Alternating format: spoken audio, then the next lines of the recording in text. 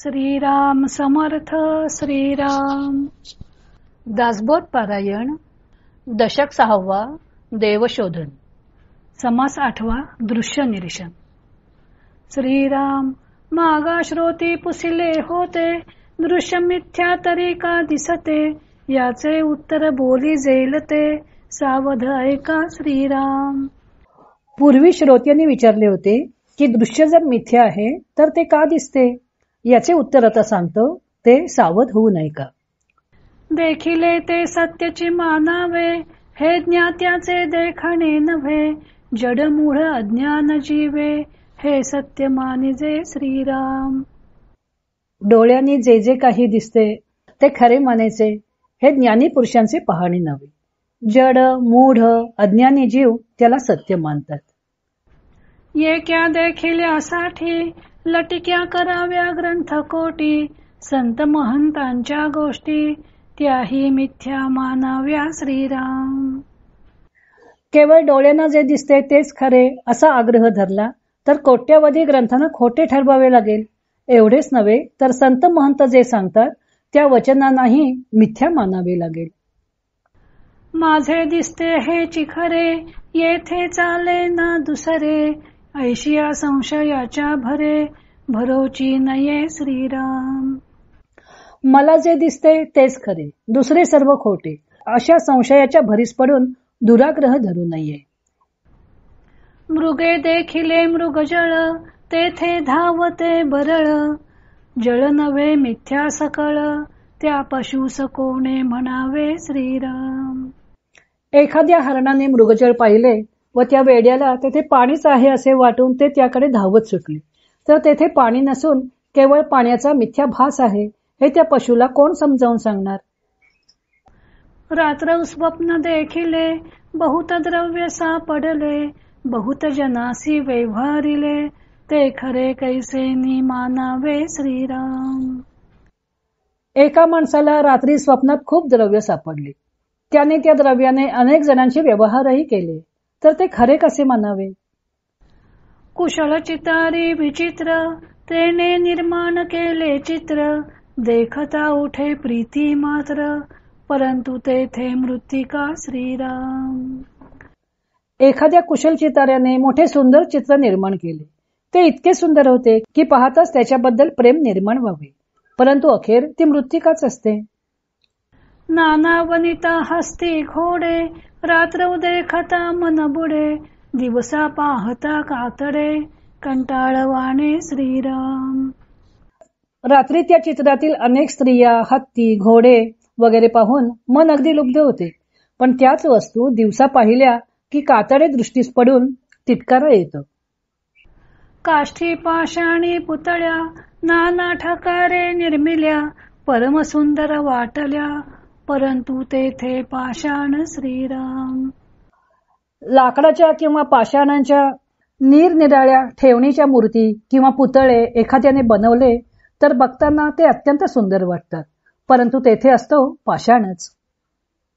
नाना गोपुरी पुतळ्या असती, वक्रांगे वक्रदृष्टी पाहाती, लाघव देखता भरे वृत्ती, परंतु तेथे त्रिभाग श्रीराम. मंदिराच्या द्वारावर अनेक मजले किंवा गोपुरे असतात, त्यावर अनेक मूर्ती कोरलेल्या असतात. त्या मूर्तींचे कमनीय अवयव, वक्रदृष्टी इत्यादी भाव पाहून कामुक वृत्ती उत्पन्न होते, परंतु तेथे चुना, वाळू, ताक यांचे मिश्रणच फक्त असते. खेळता नेटके दशावतारी, तेथे येती सुंदर नारी, नेत्र मोडीती कळा कुसरी, परंतु अवघे धटिंगण श्रीराम. दशावतारी खेळ करून दाखवणारी पात्रे असतात, त्यात काही सुंदर स्त्रियाही असतात.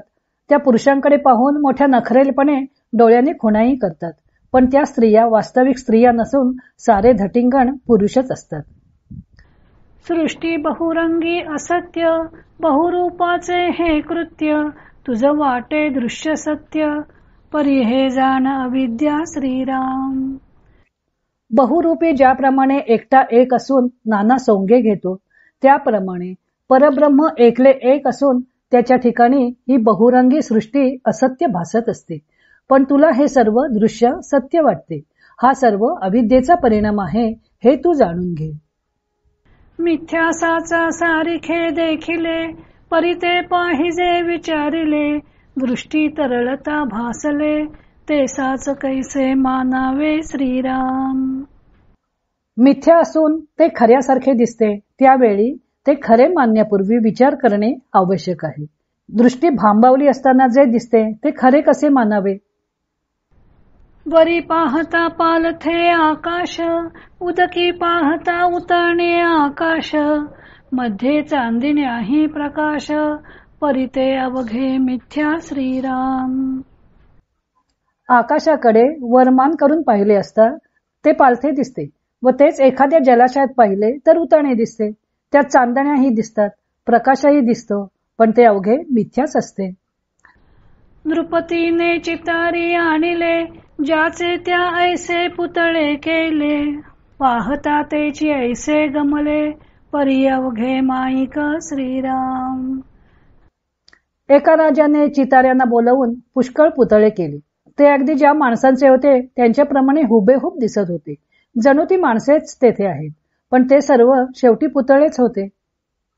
नेत्री काही बाहोली नसे, जेव्हा जे पहावे ते भासे, डोळा प्रतिबिंब दिसे, ते साच कैसे नि श्रीराम. डोळ्यात काही बाहुली नसते, पण आपण जेव्हा डोळ्यांनी पाहू लागतो तेव्हा ती डोळ्यात दिसते. आपण जे पाहतो त्याचे प्रतिबिंब डोळ्यात दिसते, ते खरे कसे म्हणावे. जितुके बुडबुडे उठती, तुतुक्यामध्ये रूपे दिसती, क्षणामध्ये फुटून जाती, रूपे मिथ्या श्रीराम. पाण्यात जितके बुडबुडे उठतात तितकी रूपे दिसतात, क्षणात ते बुडबुडे फुटून जातात व ती रूपेही फुटून जातात, म्हणून ती मिथ्या जाणावीत. लघु दर्पणे दोन्ही चारी हाती, तितुके मुखी प्रतिबिंबती, परिते मिथ्या आदी अंती, एकची मुख श्रीराम. हातात 2-4 छोटे छोटे आरसे घेतले तर जितके आरसे असतील तितकी तोंडे त्यात प्रतिबिंबित होतात, पण आदी आणि अंती एकच मुख खरे असते. नदी तीरे भार जाता, दुसरा भार दिसे पालथा, कापड साधाचा अवचिता, गजर उठे श्रीराम. नदी तीरावरून कुणी ओझे घेऊन जात असता त्याचे प्रतिबिंब पाण्यात पडते, तेव्हा ते प्रतिबिंबातील ओझे पालथे दिसते, किंवा आपल्या आवाजाचा तितकाच मोठा प्रतिध्वनी उठतो. वापी सरोवराचे तीर, तेथे पशु पक्षी नर वानर, नाना पात्रे वृक्ष विस्तार, दिसे दोही सवा श्रीराम. विहिरी, सरोवरे, त्याच्या तीरावर पशुपक्षी, माणसे, वानरे, नाना वस्तू व मोठी झाडे असतात. पाण्यात त्यांचे प्रतिबिंब पडते व त्यामुळे त्या वस्तू पाण्यात व पाण्याबाहेर दोन्ही ठिकाणी दिसतात. एक शस्त्र झाडू जात, दोन्ही दिसती तत्वता, नाना तंतू टणत्कारिता, द्विधा भासती श्रीराम.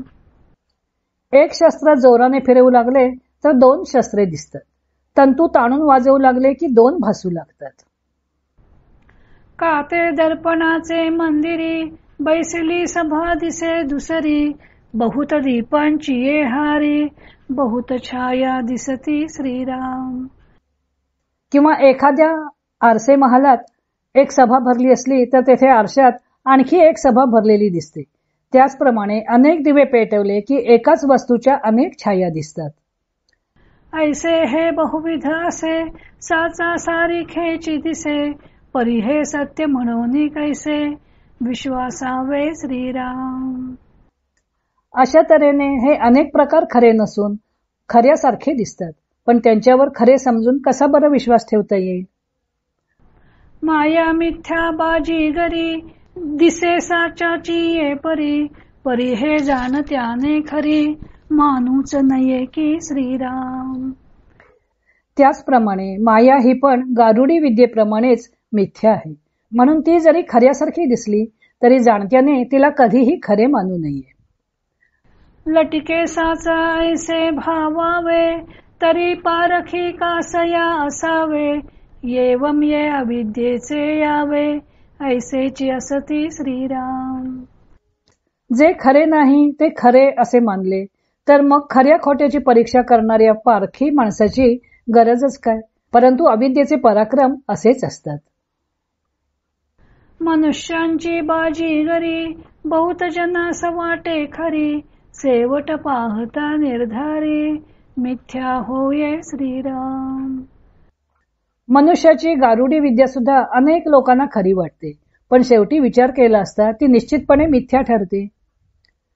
तैसीच माव राक्षसांची देवांस हे वाटे साची पंचवटिकेसी मृगाची पाठी घेतली रामे श्रीराम. त्याचप्रमाणे राक्षसांची माया देवांनाही खरी वाटते म्हणूनच पंचवटीमध्ये रामाने कांचन मृगाचा पाठलाग केला. पूर्वकाया पालटिती एकाचेची बहुत होती रक्तबिंदीच जन्मती रजनीचर श्रीराम. राक्षस पूर्वीचे रूप बदलतात एकाचेच अनेक होतात किंवा सांडलेल्या रक्ताच्या प्रत्येक बिंदूतून नवीन राक्षस उत्पन्न होतात. नाना पदार्थ फळेची झाले द्वारकेमध्ये प्रवेशले कृष्णे दैत्य किती वधिले कपट रूपी श्रीराम.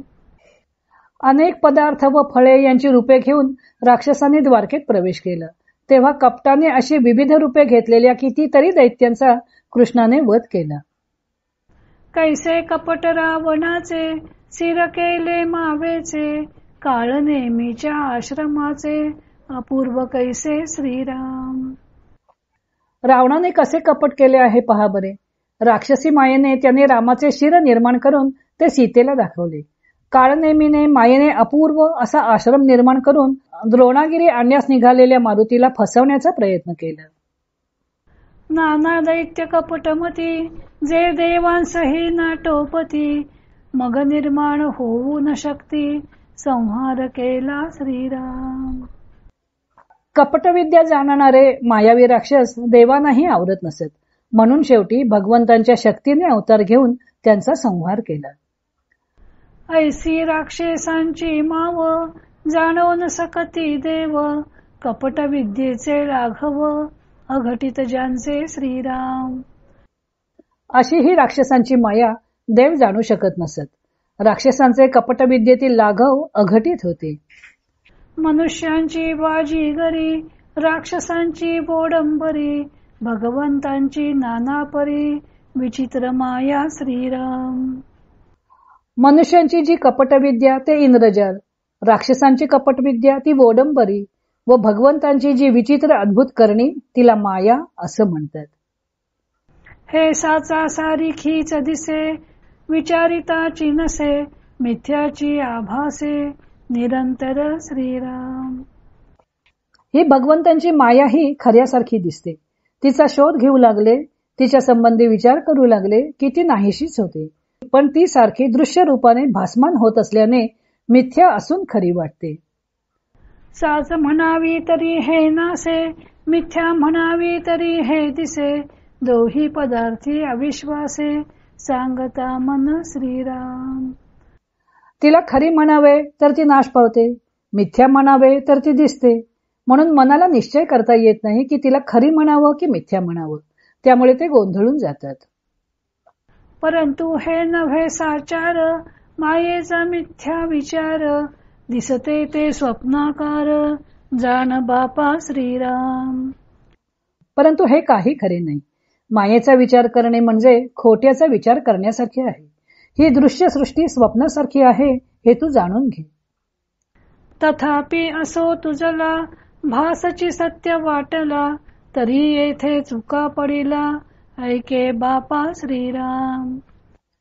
एवढे सर्व सांगितल्यावरही जर तुला भासच सत्य वाटत असेल तर अरे बाबा तू चुकतो आहेस. ही चूक का होत आहे ते ऐक. दृश्य भासा विद्यात्मक तुझा ही देहो तदात्मक म्हणून हा अविवेक तेथे संचरला श्रीराम. दृश्याचा भास हा अविद्यात्मक पांचभौतिक पसारा आहे. त्याचप्रमाणे तुझा देहही पांचभौतिकच आहे अविद्यात्मक आहे म्हणूनच तेथे हा अविवेक उत्पन्न झाला आहे.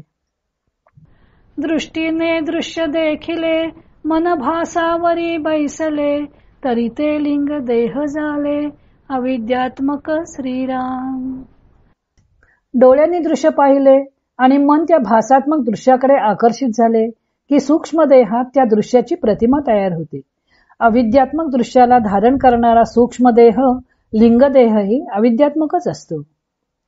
अविद्येने अविद्या देखिली म्हणून गोष्टी विश्वासली तुझी काया अवघी संचली अविद्येची श्रीराम.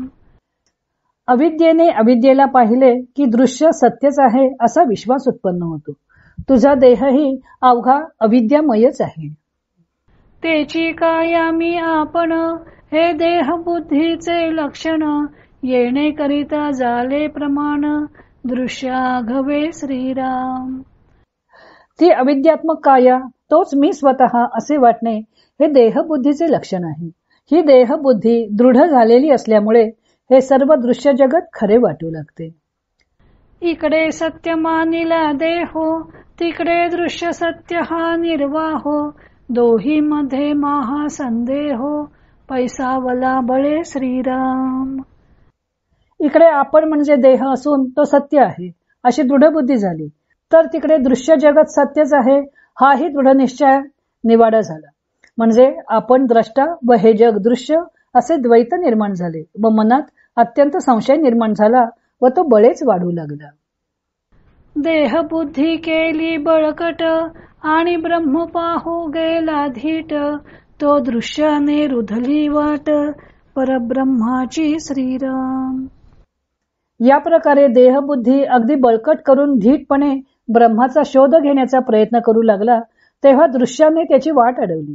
म्हणजे पांचभौतिक सर्वांचा त्याग केल्याखेरीज मनबुद्धीला अगोचर परब्रह्मापर्यंत पोचताच येत नाही. तेथे साच मानी दृश्याला निश्चयाची बाणोनी गेला पहा हो केवढा चुका पडिला अकस्मात श्रीराम. परब्रह्माच्या प्राप्तीची इच्छा तर आहे पण दृश्य सृष्टी हीच सत्य असा अंतःकरणात ठाम निश्चय झालेला आहे. त्यामुळेच एकाएकी हा घोटाळा उत्पन्न झाला आहे.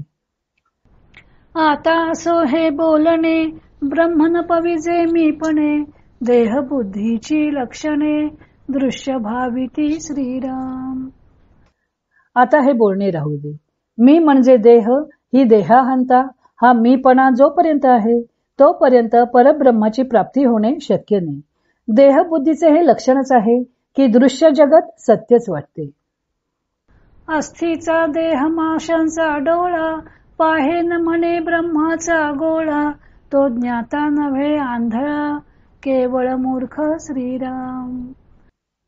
आपला देह म्हणजे हाडांचा सापळा असून त्यात डोळा म्हणजे मांसाचा गोळा आहे. या स्थूल डोळ्याने परब्रह्माचा गोल मी पाहीन असे म्हणतो तो ज्ञाता तर नाहीच पण तो डोळे असून आंधळा केवळ मूर्ख समजावा. दृष्टीसी दिसे मनासी भासे तितुके काळांतरी नासे म्हणून दृश्यातीत असे परब्रह्म ते श्रीराम. जे काही दृष्टीस दिसते जे जे मनाला भासते ते ते सर्व कालांतराने नाश पावते. म्हणूनच अविनाशी परब्रह्म हे दृश्य पलीकडे असते. परब्रह्म ते शाश्वत माया तेची अशाश्वत ऐसा बोलिला निश्चितार्थ नाना शास्त्री श्रीराम. परब्रह्म हे शाश्वत तर माया ही अशाश्वत आहे असे निश्चित मत नाना शास्त्र ग्रंथात सांगितले आहे. आता पुढे निरूपण देह बुद्धीचे लक्षण चुका पडिला तो मी कोण बोलिले असे श्रीराम. आता पुढील समासात देह बुद्धीचे लक्षण सांगितले असून ज्याच्याबद्दल भ्रम होऊन सर्व गोंधळ निर्माण झाला आहे तो मी कोण आहे ते सांगितलं आहे. मी कोण हे जाणावे मी पण त्यागून अनन्य भावे मग समाधान ते स्वभावे अंगी बाणे श्रीराम. श्री समर्थ म्हणतात की म्हणून मी कोण हे नीट जाणून घ्यावे आणि मग देहाच्या मीपणाचा त्याग करून आत्मवस्तूशी अनन्य व्हावे. मग स्वाभाविकच शाश्वत समाधान अंगी बाणते. जय जय रघुवीर समर्थ श्रीराम जय राम जय जय राम. इति श्री दासबोधे गुरुशिष्य संवादे दृश्य निरशन नाम समास 8वा समाप्त.